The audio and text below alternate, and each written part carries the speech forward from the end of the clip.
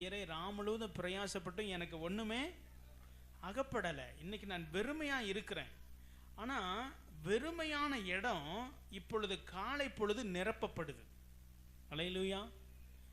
இரவு முழுவதும் பிரயாசம், ஆனா வெறுமை. ஆனா காலையில் கொஞ்ச நேரத்தில் அந்த படகு மட்டுமல்ல, மற்ற படகுகளும் நிரம்பத்தக்கதான ஒரு அற்புதத்தை பேதுரு முத பார்க்கிறார்.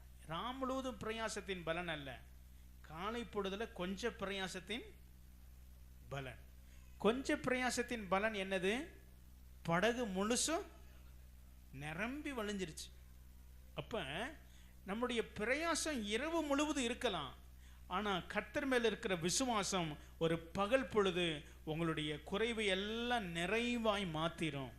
அல்லேலூயா. விசுவாசிக்கிறீங்களா? விசுவாசிக்கிறீங்களா? உங்களுடைய நிறைவு எப்பொழுது வரும்? ஆண்டவர் உங்க கூட இருக்கும்போது அந்த நிறைவு வந்துடும். ஆண்டவர் இல்லாத பிரயாசம் அது இரவானாலும் பகலானாலும் வெறுமை. ஆனா ஆண்டவர் கூட இருக்கும் பொழுது உங்க பிரயாசம் கொஞ்ச நேரம் தான், உங்க படகு நிரம்ப ஆரம்பிச்சிடும். அல்லேலூயா. அப்ப இன்னைக்கு கடவுள் என் கூட இருக்கிறாரே, கடவுள் என் படகுல இருக்கிறாரே, என்னோடு கூட இருக்கிறாரே, என் படகு இன்னும் நிரம்ப மாட்டிக்குதே, என்ன செய்யறது அப்படின்னு நம்ம அங்கலாய்த்து கொண்டிருக்கிறோம், ஒரு புலம்பிக் கொண்டிருக்கிறோம். ஒரு காலத்துல வெறுமையான படகு, ஆனா இப்பொழுது கர்த்தர் கூட இருக்கிற படகு, அந்த படகு நிரம்பிருச்சு. ஆனா ஆண்டவர் அதிலே அற்புதத்தை செய்தார். அல்லேலூயா. முதலாவது உங்க படகு நிரம்புவதற்கு தேவனுடைய அற்புதம் தேவை. அதனால ஆரம்பத்துல உங்க ஜெபம் கொஞ்சமா இருந்தாலும் அற்புதம் நிறைவா இருந்துச்சு. விசுவாசிக்கிறீங்களா?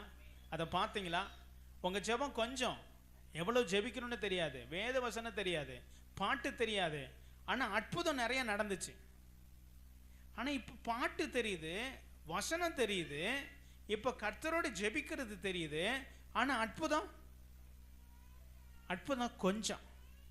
அற்புதம் சில நேரங்களில் ஒவ்வொரு நாளும் அற்புதத்தை பார்த்தவங்க இப்ப மாச கடைசியில் அற்புதம் என்ன செய்ய மாட்டேங்குது, நடக்காதபடிக்கு நம்ம நினைக்கிறோம். ஆனா இந்த வசனத்தை நீங்க வாசித்தீங்கன்னா, மறுபடியும் அந்த வசனத்தை நிறுத்தி வாசிங்க. மார்க் 11:23. எவனாகிலும் இந்த மலையை பார்த்து பெயர்ந்து, பாருங்க, எவனாகிலும், யாருனாலும் ஆண்டவர் சீசர்களுக்கு அவர் சொல்றாரு, எப்படி இந்த மரம் பட்டு போச்சு அப்படின்னு அவங்க கேள்வி கேட்கிறாங்க. ஆண்டு சொன்னாரு, இதே போலதான் இந்த மரம் எப்படி பட்டு போச்சு, போகும்போது நல்லா இருந்துச்சு, வரும்போது